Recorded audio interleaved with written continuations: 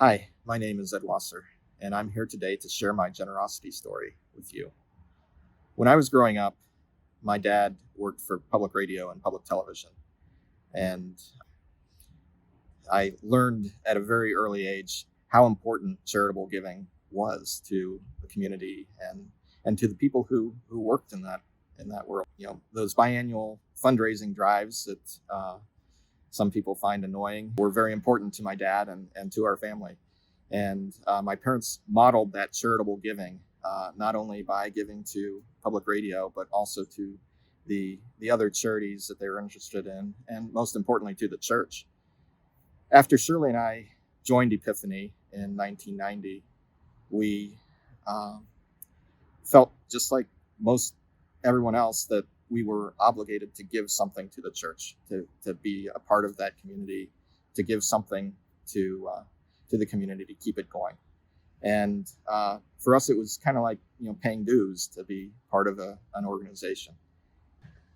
That started to change in our minds, and my attitude towards giving to the church started to change about 12 years ago when, due to deep divisions within the congregation, our senior pastor and about a third of the congregation left Epiphany.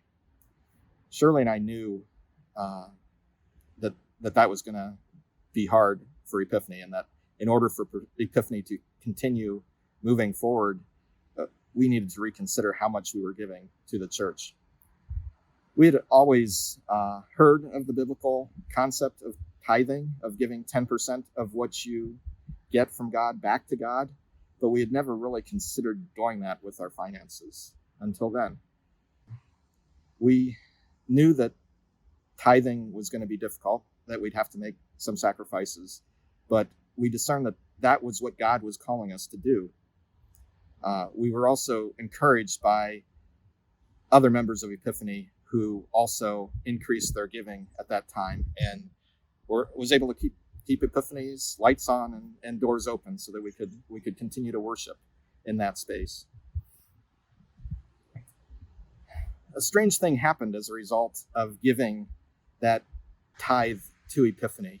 I became much more interested in my own faith, and I became much more interested in what Epiphany was doing. I started to attend more Bible studies and the Lenten studies and Sunday school classes, and I was asked to participate on the church council and on the stewardship team. And I saw firsthand how Epiphany is making a difference in this community and in the world beyond this community. I got involved with the confirmation program as a small group guide and retreat participant.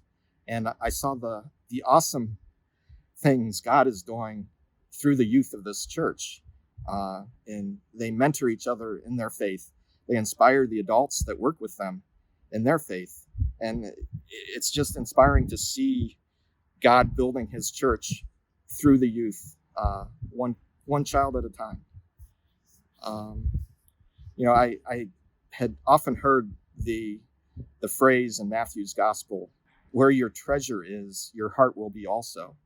And I kind of thought maybe that was backwards, that doesn't your treasure follow your heart? But now I understand where your treasure is where your heart is. And my heart is with Epiphany.